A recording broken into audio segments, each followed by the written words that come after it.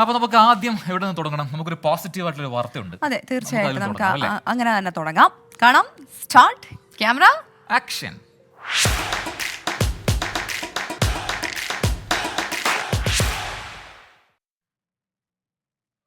അപ്പോൾ സ്വാഭാവികമായിട്ടും സിനിമയുമായി ബന്ധപ്പെട്ട ഒരു വിശേഷം പറയാനാണ് എന്ന കാര്യം ഈ സെഗ്മെന്റിൽ നിന്നും പ്രേക്ഷകർക്ക് മനസ്സിലാക്കി കാണും. അത് വളരെ പോസിറ്റീവായിട്ടൊരു വാർത്ത കൂടിയാണ് അല്ലേ? അതെ, ബ്ലസ്സിയുടെ ആടുജീവിതം അതെന്തായാലും പ്രേക്ഷകർ മറക്കാനുള്ള സമയമൊന്നും ആയിട്ടില്ല. ആടുജീവിതം നിറഞ്ഞ പ്രേക്ഷകർ പിന്തുണയോടെയാണ് ബോക്സ് ഓഫീസ് തകർത്ത ഒരു ചിത്രം കൂടിയാണ്. നീണ്ട ഒരു കാത്തിരിപ്പിനൊടുവിലാണ് ചിത്രം വന്നത്. വലിയ എഫേർട്ട് ഇട്ട് ചെയ്തൊരു പടമാണ്. ഇതൊക്കെ പ്രേക്ഷകർ അറിയാവുന്ന കാര്യമാണ്. എന്താണ് ഇപ്പോഴത്തെ വിശേഷം എന്നല്ലേ? ഓസ്കർ നോമിനേഷനായുള്ള തയ്യാറെടുപ്പുകൾ നമ്മുടെ ആടുജീവിതം ടീം ആരംഭിച്ചിട്ടുണ്ട്. അമേരിക്കയിലെ പ്രധാന നഗരങ്ങളിൽ തെരഞ്ഞെടുക്കപ്പെട്ടവരുടെ മുന്നിൽ പ്രത്യേക പ്രദർശനങ്ങളും ചർച്ചകളും പുരോഗമിക്കുകയാണ്. പ്രശസ്ത സംവിധായകൻ ബ്ലസ്സി തന്റെ സൂപ്പർ ഹിറ്റ് ചിത്രമായ ആടുജീവിതം ഓസ്കാർ അവാർഡിന് പരിഗണിക്കാനുള്ള പ്രാഥമിക തയ്യാറെടുപ്പുകൾക്കായി അമേരിക്കയിലെത്തി. ന്യൂയോർക്കിലെ ട്രൈബേക്ക ഫിലിം സെന്ററിൽ പ്രത്യേകം തെരഞ്ഞെടുക്കപ്പെട്ട സിനിമാ നിരൂപകർക്കായി ആടുജീവിതം പ്രദർശിപ്പിച്ചു. തുടർന്ന് NBC അവതാരിക എലൈന പാറ്റന്റെ ചോദ്യങ്ങൾക്ക് ബ്ലസ്സി സിനിമയുടെ പിന്നാമ്പുറ കഥകൾ പങ്കുവച്ചു. പ്രത്യേക ക്ഷണം ലഭിച്ച 24 വാർത്താ സംഘവുമായി ആടുജീവിതം കാണാനെത്തിയ വിദേശ രാജ്യങ്ങളിൽ നിന്നുള്ള പ്രതിനിധികൾ തങ്ങളുടെ അനുഭവങ്ങൾ പങ്കുവച്ചു. I found it extremely compelling and the visuals are really beautiful. I loved it. It was painful. Visually it's amazing and it's a really a heavy story but a good one to watch and understand. Oh my, I watched the movie. I loved the movie. I knew it was a true story. കാലിഫോർണിയയിൽ നടന്ന പ്രദർശനത്തിൽ AR റഹ്മാനും പങ്കെടുത്തു. 24 USA. അപ്പോൾ മലയാളത്തിന് അഭിമാനമായിട്ട് ഒരു Oscar അല്ലേ, അത് നമ്മളിങ്ങനെ കാത്തിരിക്കുന്നുണ്ട്. അത് വരട്ടെ, ആടുജീവിതത്തിലൂടെ വരട്ടെ എന്ന് നമുക്ക് പ്രതീക്ഷിക്കാം. അത് സംഭവിക്കട്ടെ അടുത്ത വർഷം. ഇനി നമുക്ക് നേരെ പാലക്കാട്ടേക്ക് പോകാം. ഇന്നലെ പ്രസിഡന്റ് പാലക്കാടായിരുന്നു. ചേലക്കരയായിരുന്നു. അടിപൊളി സമ്മാനമൊക്കെ പ്രതിക്ക് കിട്ടിയിരുന്നു. എന്ത് സമ്മാനമാണെന്ന് പ്രേക്ഷകർക്ക് ഒരു സംശയം തോന്നും. അപ്പൊ അത് കൃത്യമായിട്ട് എന്താണ് സമ്മാനം എന്നുള്ളത് പ്രതി തന്നെ പറയും. അതിപ്പോ തന്നെ പറയണോ? പറയണം. എന്നിട്ട് നമുക്ക് അടുത്ത കാര്യത്തിലേക്ക് കിടക്കാം. അത് നമുക്ക് സ്റ്റോറി കഴിഞ്ഞിട്ട് പറയാം. ഞാനൊന്ന് തയ്യാറെടുക്കാം. ശരി. അപ്പോ എന്താണ് കഴിഞ്ഞ ദിവസത്തെ വിധി ദിനം? അത് പ്രേക്ഷകർ കണ്ടതാണ്. നമ്മുടെ 24 സ്ക്രീനിൽ തന്നെ ഒരുപാട് പ്രേക്ഷകർ മണിക്കൂറുകളോളം നിന്ന് എന്താണ് ഫലം എന്ന് വ്യക്തമായി കണ്ടതാണ്. അതിനുശേഷം ഞാൻ പാലക്കാടായിരുന്നു. പാലക്കാട് ഉജ്ജ്വല വിജയം അത് UDF ഉണ്ടായിട്ടുണ്ട്. അതിൻ്റെ ആവേശവും ആഹ്ലാദവും ഒന്നും ആ ക്യാമ്പിൽ അടങ്ങാതെ ഇന്നും ഉണ്ട് എന്ന് തന്നെയാണ് മനസ്സിലാക്കാൻ കഴിയുന്നത്. ഞാൻ ആ ഉച്ചയ്ക്ക് റോഡ് ഷോ ഒക്കെ തുടങ്ങുന്ന സമയത്ത് ശരിക്കും അവിടുത്തെ റോഡിൽ നമുക്ക് ഇങ്ങനെ കാണില്ല, റോഡ് ഉണ്ടെന്ന് തോന്നില്ല, അത്രമാത്രം വലിയ ജനക്കൂട്ടമായിരുന്നു. UDF മൊത്തം പ്രവർത്തകർ വന്ന് DJ നമ്മുടെ നെഞ്ചൊക്കെ ഇങ്ങനെ നെഞ്ചുണ്ടോ ഹൃദയം എടുപ്പുണ്ടോ എന്ന് തോന്നിയത് അത്രമാത്രം വലിയ ഒച്ചത്തിൽ പാട്ടൊക്കെ വെച്ചായിരുന്നു. ആടിപ്പൊളി, അതൊരു കാർണിവൽ മൂഡിലായിരുന്നു ശരിക്കും ഇന്നലെ പാലക്കാട് ഉച്ചയ്ക്ക് ശേഷം. എന്തായാലും അവിടുത്തെ ഉജ്ജ്വല വിജയത്തിന് ശേഷം പുതുപ്പള്ളിയിൽ ഉമ്മൻചാണ്ടിയുടെ കല്ലറ സന്ദർശിച്ചിരുന്ന രാഹുൽ മാങ്കൂട്ടത്തിൽ വന്നു. പുതുപ്പള്ളിയിൽ എത്തിയ രാഹുൽ മാങ്കൂട്ടത്തിന് വൻ സ്വീകരണമാണ് കോൺഗ്രസ് പ്രവർത്തകർ ഒരുക്കിയത്. വർഗീയ ശക്തികളുടെ വോട്ട് വാങ്ങിയിട്ടില്ല എന്നും പാലക്കാട് ജനങ്ങളുടെ വിജയമാണ് എന്നും ആണ് രാഹുൽ മാങ്കൂട്ടത്തിൽ പ്രതികരിച്ചത്. വിദേശത്തായതിനാൽ ചാണ്ടി ഉമ്മൻ കല്ലറയിൽ എത്തിയില്ല. സ്ഥാനാർത്ഥി പ്രഖ്യാപനം വന്നതിന് പിന്നാലെ രാഹുൽ ആദ്യം എത്തിയത് പുതുപ്പള്ളിയിലായിരുന്നു. ഉമ്മൻചാണ്ടിയുടെ കല്ലറയിലെത്തിയ അനുഗ്രഹം വാങ്ങിയായിരുന്നു പാലക്കാട്ടേക്ക് വണ്ടി കയറിയത്. അതുകൊണ്ട് തന്നെ ആ വിജയത്തിന്റെ സന്തോഷം പങ്കുവെക്കാനും ആദ്യം എത്തിയത് ഉമ്മൻചാണ്ടിയുടെ കല്ലറയിലേക്ക്.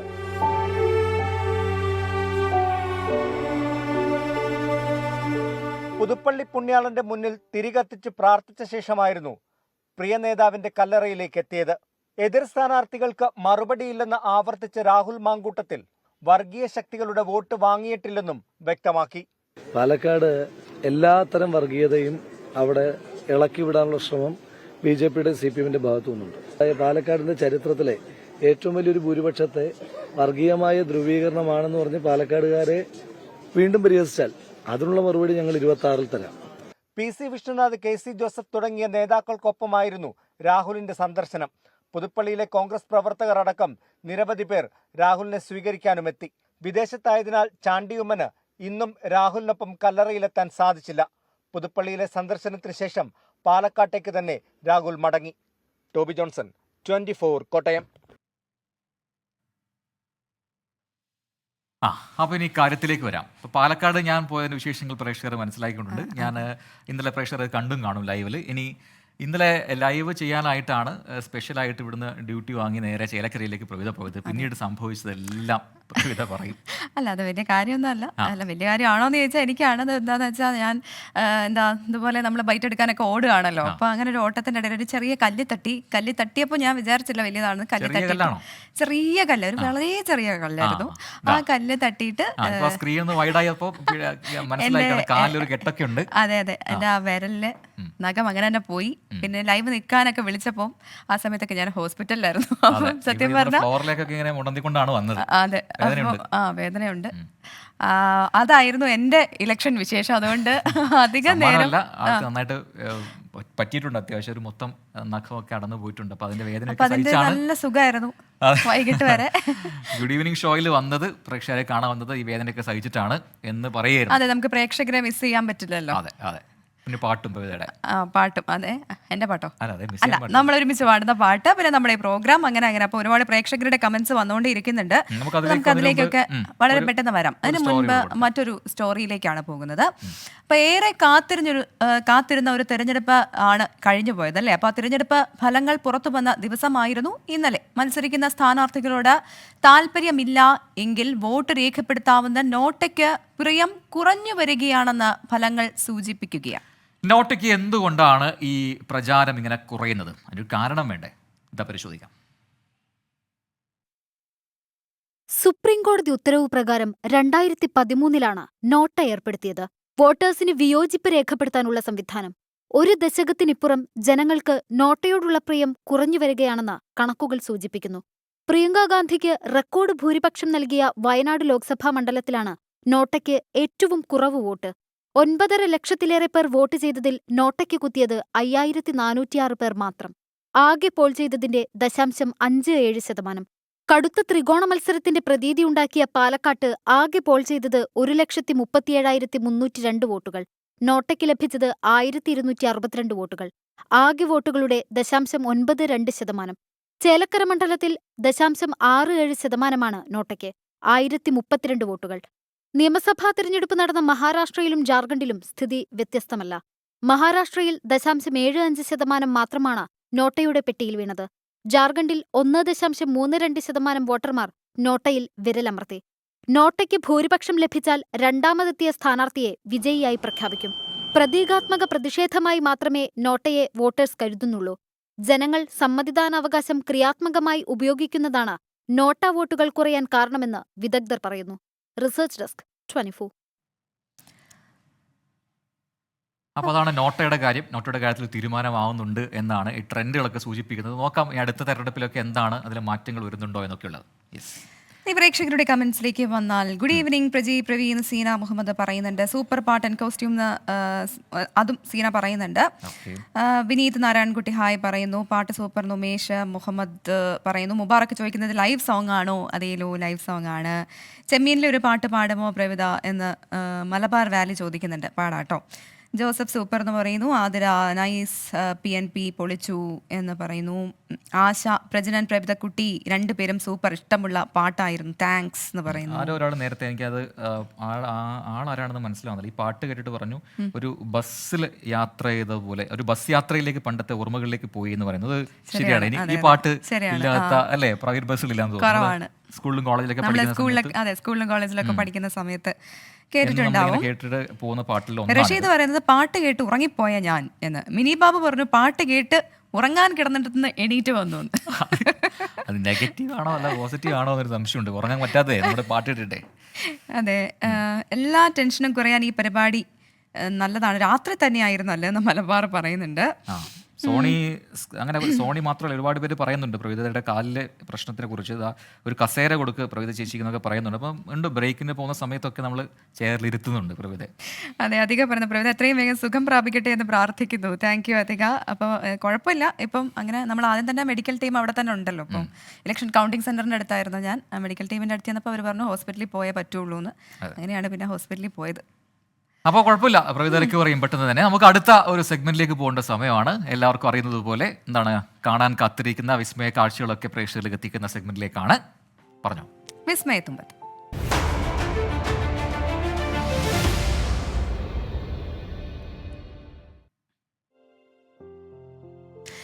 വർഷവും വയനാട് സുൽത്താൻ ബത്തേരിയിലെ കർഷകനായ പ്രസീദ് കുമാറിന്റെ വയലിൽ നെൽചിത്രം തെളിഞ്ഞു. തുടർച്ചയായ 10ാം വർഷമാണ് പ്രസീദ് കുമാർ ഈ വയൽ ചിത്രം ഒരുക്കുന്നത്. 10 നെല്ലിനങ്ങൾ ചിത്രം തയ്യാറാക്കാൻ ഉപയോഗിച്ചിട്ടുമുണ്ട്. അപ്പോൾ കാണേണ്ട കാഴ്ചയാണ്. മനോഹരമാണ്.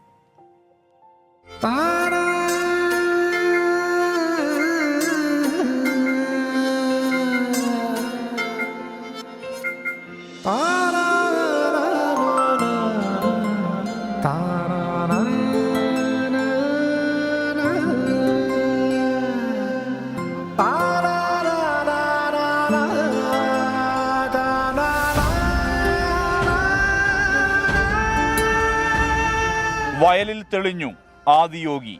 നമ്മളെ 10ാമത്തെ ചിത്രമാണ്. ഇതിനു മുമ്പ് നമ്മൾ മക്ക മദീന ചെയ്തു, ബുദ്ധനെ ചെയ്തു, ജീസസ് ക്രൈസ്റ്റ് ചെയ്തു, ഗുരുവായൂർ കേശവൻ ചെയ്തു. ഇങ്ങനെ തുടർച്ചയായിട്ട് 10ാമത്തെ ചിത്രമാണ്. അതിൻ്റെ ശേഷം വെച്ചിട്ടുണ്ടെങ്കിൽ ഇപ്പം നമ്മൾ ഈ വയലിൽ 100 തരം നെൽവിത്തുകളാണ് നമ്മൾ ഈ വയലിൽ കൃഷി ചെയ്തത്. ഇപ്പോൾ പ്രധാനപ്പെട്ട് നമ്മൾ ചിത്രത്തിന് വേണ്ടി ഏറ്റവും പ്രധാനപ്പെട്ട എടുത്തിരിക്കുന്നത് കൃഷ്ണ കമോദ് എടുത്തിട്ടുണ്ട്, അതേമാതിരി തന്നെ രാംലി എടുത്തിട്ടുണ്ട്, ജീരശാല ഉണ്ട്, ഗന്ധകശാലയുണ്ട്, അതേമാതിരി കല്യാണി വയലറ്റ് ഉണ്ട്, കാലാബേട്ടി ഉണ്ട്. അങ്ങനെ 10 തരം നെല്ലിനങ്ങളാണ് കാര്യമായിട്ട് ഞങ്ങൾ ഈ ചിത്രത്തിലേക്ക് എടുത്തിരിക്കുന്നത്. നാടൻ നെൽവിത്തുകളുടെ സംരക്ഷകനും പ്രചാരകനുമാണ് പ്രസീദ് കുമാർ. വിവിധ സംസ്ഥാനങ്ങളിലൂടെ സഞ്ചരിച്ച് വിത്തുകൾ ശേഖരിക്കുന്നത് തുടരുകയാണ്. പക്ഷേ ചിത്രത്തിൻ്റെ പുറത്ത് മൊത്തത്തിലെല്ലാം കൂടി 100 തരം നെല്ലിനങ്ങളുണ്ട്. 350 തരം വിത്തുകൾ ഞാനിപ്പോൾ എൻ്റെ കയ്യിൽ സംരക്ഷിക്കുന്നുണ്ട്. അത് എല്ലാ വർഷവും 100 തരമാണ് പ്രധാനപ്പെട്ട് ഞങ്ങൾ കൃഷി ചെയ്യുന്നത്. പിന്നെ ഈ ചിത്രം ചെയ്യുന്നതുകൊണ്ടുള്ള മെച്ചം എന്താ വെച്ചാൽ ഇന്ത്യൻ്റെ പല ഭാഗത്തു നിന്ന് ആൾക്കാരും നമ്മൾ കോളേജ് കുട്ടികളും സ്കൂൾ കുട്ടികളും എല്ലാവരും പാടത്ത് കാണാൻ വേണ്ടി പഠിക്കാൻ വേണ്ടി വരുന്നുണ്ട്. അപ്പോൾ അതുകൊണ്ട് അവർ വരുന്നതുകൊണ്ടുള്ള മെച്ചം എന്താണെന്ന് വെച്ചാൽ അവർ ഈ വിത്തുകൾ ഇവിടുന്ന് കളറായ വിത്തുകളൊക്കെ സംരക്ഷിച്ച് കൊണ്ടുപോകുന്നുണ്ട്. അപ്പോൾ അവരെ നാട്ടിൽ കൊണ്ടുപോയി അത് കൃഷി ചെയ്യുന്നുണ്ട്, അത് സംരക്ഷിക്കപ്പെടുന്നുണ്ട്. വയൽ ചിത്രം കാണാനും നെല്ലിനങ്ങളെക്കുറിച്ച് പഠിക്കാനും നിരവധി പേർ നമ്പിക്കൊല്ലിയിലെ ഈ പാടശേഖരത്തിൽ എത്തുന്നു. അവരുടെ കഠിനാധ്വാനമാണ് ഇത് നമ്മൾ കാണാൻ പറ്റുന്നത്. ഈ ഒരു കാര്യം ചെയ്യുന്നതിന് തന്നെ അതിന് പിറകിൽ പലരും കാണും. ഇപ്പോൾ ഇവരുടെ പ്രയത്നത്തിന് ഒന്നും പറയില്ല. കാരണം അത്രയ്ക്ക് മനോഹരമായിട്ടാണ് ഈ നെൽപ്പാടങ്ങൾ അവർ ഒരുക്കിയിരിക്കുന്നത്. അത്രയ്ക്ക് ഇവരെ മുമ്പിൽ ഞാൻ നമിച്ചിരിക്കുകയാണ്. നെല്ലിനങ്ങളെക്കുറിച്ചുള്ള മ്യൂസിയം പ്രസീദ് കുമാറിന്റെ സുൽത്താൻ ബത്തേരിയിലുള്ള വീടിനോട് ചേർന്ന് തയ്യാറെടുക്കുകയാണ്.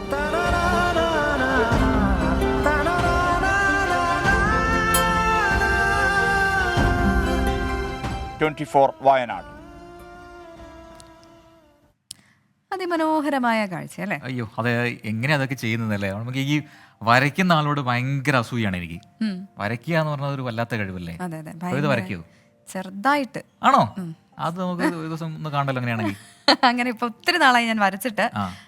എന്റെ അമ്മ നന്നായി വരയ്ക്കും. എന്തൊക്കെയാണ് വരയ്ക്കാറുള്ളത്? എനിക്ക് പെയിന്റ് ചെയ്യാൻ അറിയില്ല. കളേഴ്സ് ഞാൻ അങ്ങനെ പഠിച്ചിട്ടില്ല. അപ്പൊ എനിക്ക് പെയിന്റ് ചെയ്യാനൊന്നും അറിയില്ല. പക്ഷെ അല്ലാണ്ട് വരയ്ക്കാൻ അപ്പൊ അത് വരുന്ന ദിവസങ്ങൾ നമുക്ക് കാണാം. പ്രവിതയുടെ ലൈവ് ഡ്രോയിങ് ഒക്കെ നമുക്ക് കണ്ടേ, പ്ലാൻ ചെയ്യാം എപ്പോഴെങ്കിലും. ശരി, അത് പ്ലാൻ ചെയ്യാം. ചുമ്മാ ഇപ്പൊ ചോദിച്ചാണ്, അപ്പോഴാണ് ഈ കാര്യം ഞാൻ ആക്ച്വലി അറിയാത്തൊരു കാര്യമാണ് പ്രവിതയുടെ അത്തരം ഒരു കഴിവ്. ഡാൻസ് ഉണ്ട്, പാട്ടുണ്ട്. ഡാൻസും പാട്ടും ഉണ്ടായിരുന്നതുകൊണ്ട് തന്നെ പിന്നെ അതിലേക്കൊന്നും വരയുണ്ട്. വിവിധ സകലകല വല്ലഭ തന്നെയാണ്. കുറച്ചും കൂടി ബ്രേക്ക് കഴിഞ്ഞിട്ട് ബാക്കി പറയാം. അപ്പം നമുക്ക് ഇടവേള എടുത്തിട്ട് വരാം. Welcome back. അപ്പോൾ good evening with Prajin and Pravitha തുടരുകയാണ്. അടുത്ത വാർത്തയിലേക്ക് പോലെ. അതെ, ഇനി നമ്മളെന്താ, കേരളം തന്നെ ഒരുപാട് നല്ല ഭംഗിയുള്ള സ്ഥലങ്ങളുള്ള ഒരിടമാണ് നമ്മുടെ സംസ്ഥാനം. ഒരുപാട് ടൂറിസ്റ്റുകൾ വരുന്ന ഒരിടമാണ്. അപ്പം കേരളത്തിൻ്റെ ടൂറിസം രംഗത്തിന് പുത്തൻ ഉണർവ് പകരുന്ന നിരവധി കാര്യങ്ങൾ സംസ്ഥാന സർക്കാർ ചെയ്യുന്നുണ്ട്. അതിൽ തന്നെ ഏറ്റവും പ്രധാനപ്പെട്ട എന്നാൽ ഭംഗിയേറിയ ഒരു കാഴ്ചയിലേക്കാണ് ഞങ്ങൾ ഇനി പ്രേക്ഷകരെ കൊണ്ടുപോകുന്നത്. അതെന്താണ്? അതായത് ദീപാലങ്കൃതമായ പാലങ്ങൾ ഈ പറയുന്നത് പോലെ ഒരുപാട് കേരളത്തിലുണ്ട്. പല റോഡുകളിൽ പോകുന്ന പാലങ്ങളുണ്ട്. അപ്പോൾ പാലങ്ങളിൽ എന്താണ് പറയുക, ഒരു ടൂറിസം സാധ്യത ഇപ്പോൾ കാണുന്നുണ്ട് സർക്കാർ. അതിൻ്റെ ഭാഗമായിട്ടാണ് ഇങ്ങനെയുള്ള ഒരു പദ്ധതിയിലേക്ക് വന്നിരിക്കുന്നത്. തിരുവനന്തപുരം നഗരത്തിലെ EMS പാർക്ക് പാലവും ഇനി വർണ്ണവിസ്മയം ചുരിയും. ഇതിനോടൊക്കെ അതെല്ലാം തയ്യാറായി കഴിഞ്ഞു. അതിമനോഹരമാണ് ഇവിടുത്തെ, പ്രത്യേകിച്ചും പറയേണ്ടതില്ലല്ലോ, രാത്രിയാണ് പാലത്തിൻ്റെ രസം നമുക്ക് കാണാൻ പറ്റുക. അപ്പോൾ ആ രാത്രി കാഴ്ചകൾ പെട്ടെന്ന് നമുക്കൊന്ന് കണ്ടുവരാം.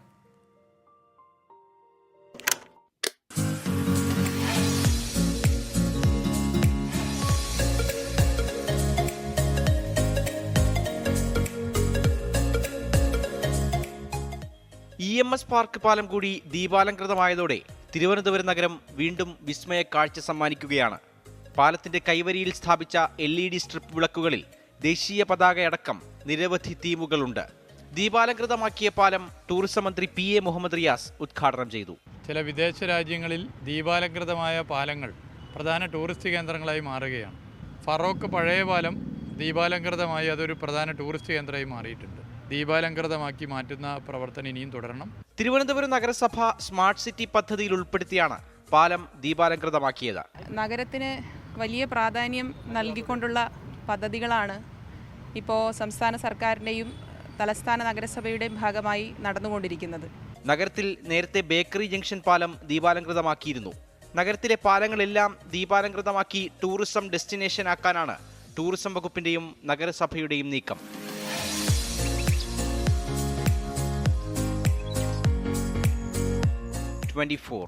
തിരുവനന്തപുരം.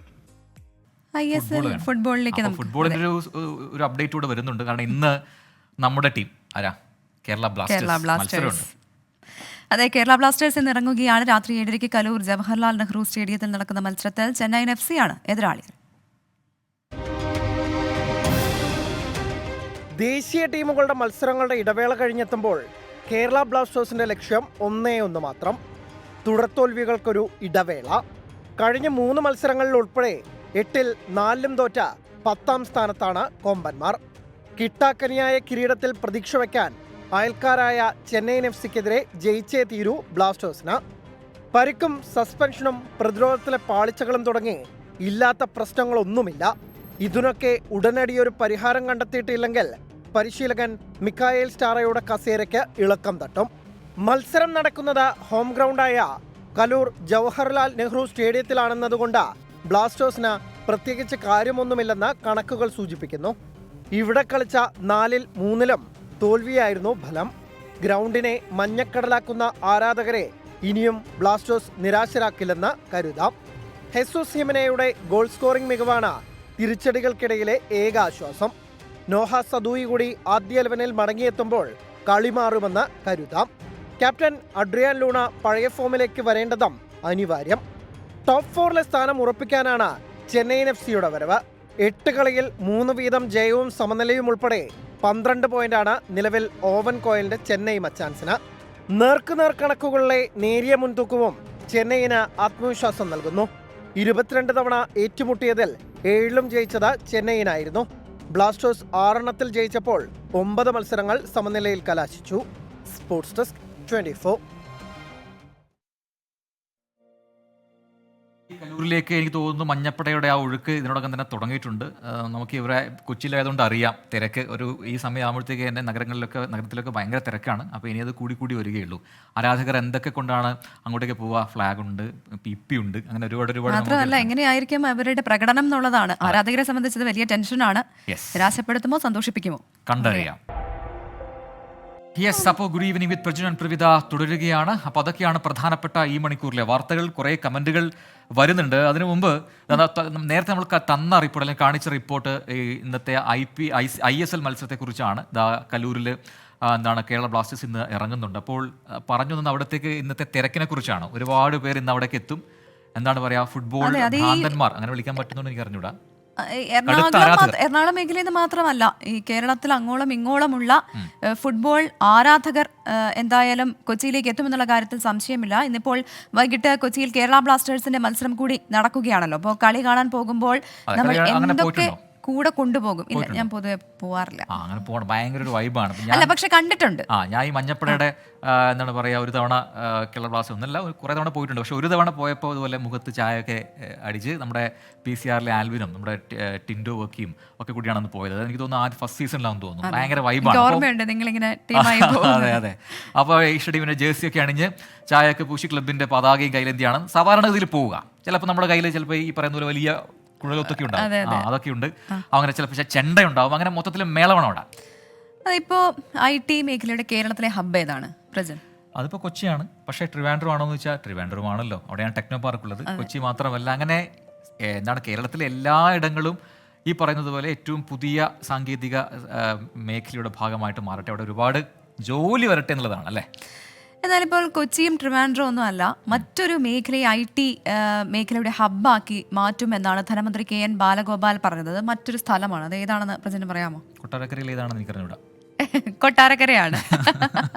അടുത്ത 5 വർഷത്തിനുള്ളിൽ 5000 പേർക്ക് ഇതുവഴി തൊഴിൽ നൽകും. വർക്ക് നിയർ ഹോം പദ്ധതിയുടെ സംസ്ഥാനതല ഉദ്ഘാടനം നിർവഹിക്കുകയായിരുന്നു അദ്ദേഹം.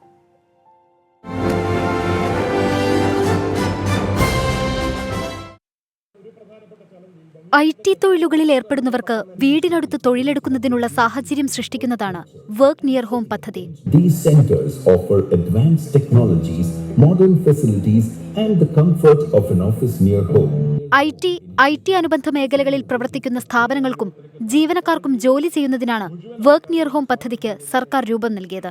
ജോലി ചെയ്യുന്ന സ്ഥലം തിരുവനന്തപുരത്ത് പോയിട്ടോ എറണാകുളത്ത് പോയിട്ടോ ബാംഗ്ലൂരോ അമേരിക്കയൊക്കെ പോട്ടെ പോയി ജോലി ചെയ്യാൻ അടുത്ത് തന്നെ യാത്ര ചെയ്യാൻ ബുദ്ധിമുട്ടുണ്ടെന്നാൽ ഇവിടെ ചുറ്റുപാടുമുള്ള ആളുകൾക്ക് ഈ ജോലി ചെയ്യാം. അവർ കുറച്ചാൾ ജോലി ചെയ്തു, അവർക്ക് പരിശീലനമുണ്ട്, ഇനിയും ജോലി ചെയ്യാൻ തയ്യാറാണ്. അവർക്ക് വീട്ടിൽ നിന്ന് ഇറങ്ങി നമുക്ക് അങ്ങനത്തെ കുറേ സ്ഥലങ്ങളുണ്ടെങ്കിൽ അവിടെ പോയിട്ട് ജോലി ചെയ്യാം. വികേന്ദ്രീകൃത മാതൃകയിലുള്ള അത്യാധുനിക വർക്ക് സ്റ്റേഷനുകളുടെ ശൃംഖല കേരളത്തിലാകെ സ്ഥാപിക്കുകയാണ് ലക്ഷ്യം. സ്റ്റാർട്ടപ്പുകൾ, ഫ്രീലാൻസ് തൊഴിലിൽ ഏർപ്പെടുന്നവർ, ജീവനക്കാർക്ക് വിദൂരമായി ജോലി ചെയ്യാനുള്ള സൗകര്യം നൽകുന്ന സ്ഥാപനങ്ങൾ എന്നിവയ്ക്കുള്ള അടിസ്ഥാന സൗകര്യങ്ങൾ വർക്ക് നിയർ ഹോം പദ്ധതിയിൽ ലഭ്യമാക്കും. തൊഴിൽ വിപണിയിലെ ആവശ്യങ്ങൾക്കനുസൃതമായി നൈപുണ്യ പരിശീലന സൗകര്യവും ലഭ്യമാക്കും. ആദ്യഘട്ടത്തിൽ 10 വർക്ക് നിയർ ഹോം സെന്ററുകളാണ് സംസ്ഥാനത്ത് ആരംഭിക്കുന്നത്. 24 കൊല്ലം. അപ്പോൾ അങ്ങനെയാണ് കുറേ തൊഴിലവസരങ്ങൾ ഉണ്ടാവുന്നുണ്ട്. എല്ലാവർക്കും ജോലി ലഭിക്കട്ടെ എന്നാണല്ലോ നമ്മുടെയും ആഗ്രഹവും പ്രതീക്ഷയുമെല്ലാം. ഇനി അവിടെ ചൂട് പിടിച്ച IPL താരലേലം നടക്കുകയാണ് ജിദ്ദയിൽ. അപ്പോൾ കൂടുതൽ വിശദാംശങ്ങളിലേക്ക് നമുക്ക് പോകാൻ തോന്നുന്നു പ്രജൻ. അതിലേക്ക് പോകാൻ PCR എന്ത് പറയുന്നു, റെഡിയാണെന്ന് തോന്നുന്നു അല്ലേ? അതെ, നമുക്ക് പോയാലോ? Yes, okay. അല്പസമയത്തിനകം അനിൽ വാസുദേവ് അതിന്റെ അപ്ഡേറ്റുകളുമായി ചേരും. അതിനു മുമ്പ് നമുക്കൊന്ന് സന്നിധാനത്തേക്ക് പോകണം. ശരണം സന്നിധാനം. സൈക്കിൾ പ്യൂർ അഗർബത്തി ശരണം സന്നിധാനം സമർപ്പിക്കുന്നത് അഗർബത്തി എന്നാൽ സൈക്കിൾ.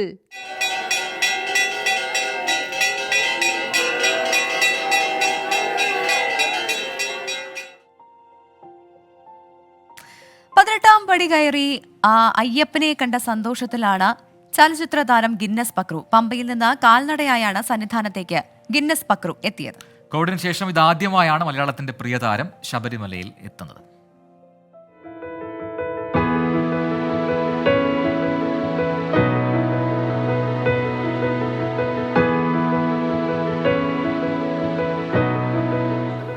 ചോറ്റാനിക്കരയിലെ വീട്ടിൽ നിന്ന് കെട്ടുനിറച്ചാണ് ഗിന്നസ് പക്രുവും സുഹൃത്തുക്കളും ശബരിമലയിലെത്തിയത്. ഇത് 8ാം തവണയാണ് അയ്യപ്പനെ കാണാൻ സന്നിധാനത്തെത്തുന്നത്. പമ്പയിൽ നിന്ന് ഒറ്റയ്ക്ക് മലചവിട്ടി കയറിയതിന്റെ സന്തോഷത്തിലായിരുന്നു ഗിന്നസ് പക്രു.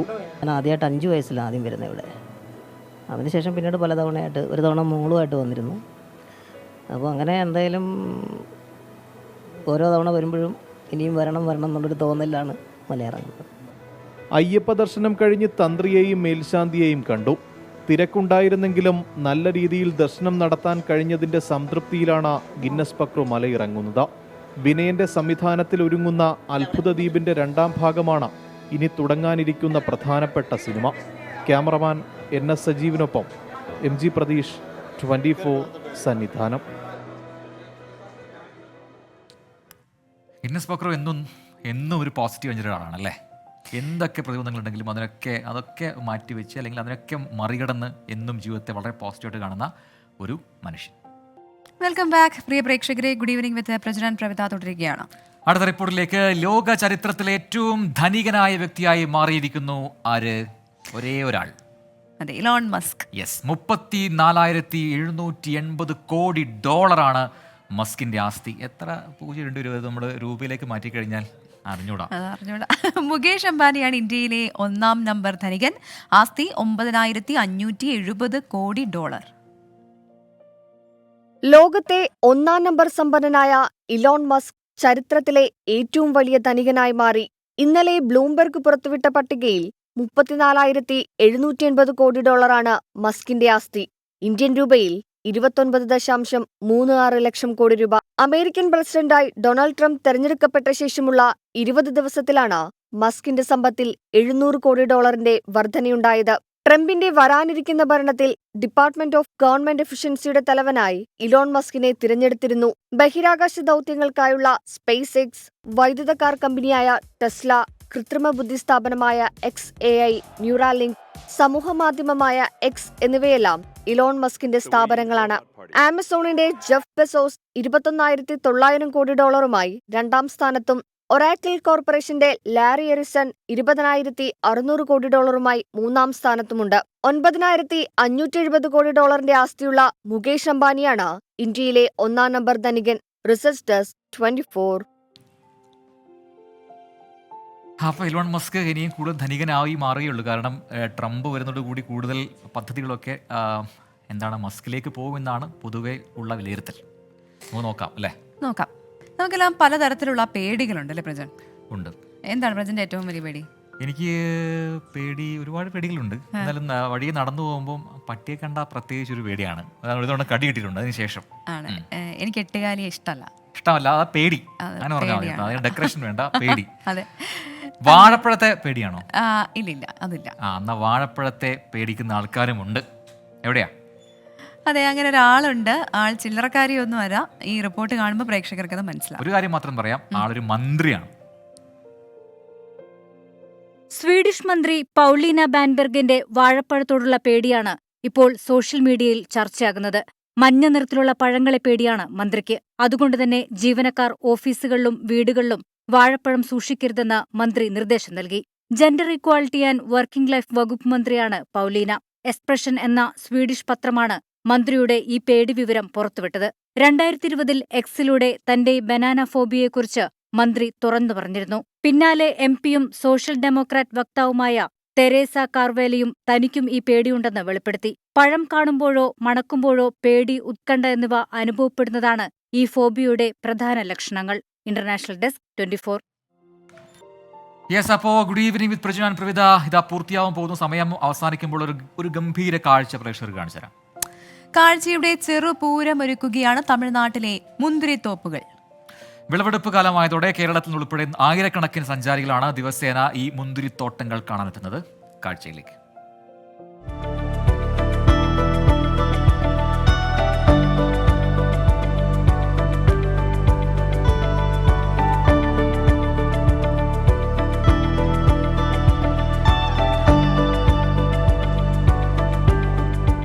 ദക്ഷിണേന്ത്യയിൽ ഏറ്റവും അധികം മുന്തിരി കൃഷി ചെയ്യുന്നത് ഇടുക്കിയോട് അതിർത്തി പങ്കിടുന്ന തമിഴ്നാട് തേനി ജില്ലയിലാണ്. കമ്പത്തോട് ചേർന്ന് കിടക്കുന്ന ഗൂഡല്ലൂരും ചുരുളിപ്പെട്ടിയും KK പെട്ടിയും തേവർപ്പെട്ടിയുമൊക്കെ മുന്തിരി കൃഷിക്ക് പ്രശസ്തമാണ്. കിലോമീറ്ററുകളോളം ദൂരത്തിൽ പന്തൽ വിരിച്ചു നിർത്തിയിരിക്കുന്ന മുന്തിരിത്തോപ്പുകളുടെ കാഴ്ചയാണ് എങ്ങും.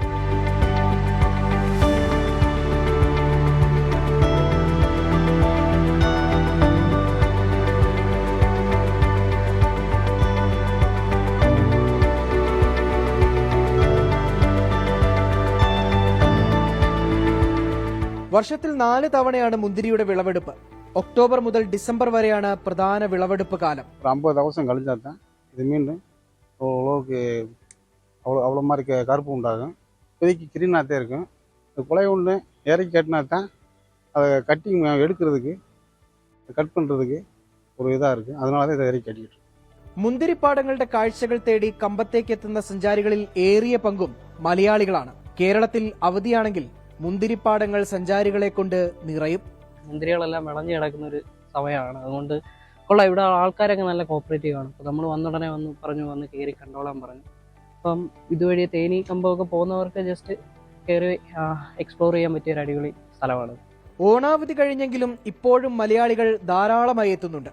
മുന്തിരിത്തോപ്പുകളുടെ കാഴ്ച ആസ്വദിക്കുന്നതിനൊപ്പം മുന്തിരി വാങ്ങുന്നതിനും തോട്ടങ്ങളിൽ അവസരമൊരുക്കിയിട്ടുണ്ട്. 24 ഇടുക്കി. അപ്പോൾ അതാണ് കമ്പത്തെ മുന്തിരി കാഴ്ച.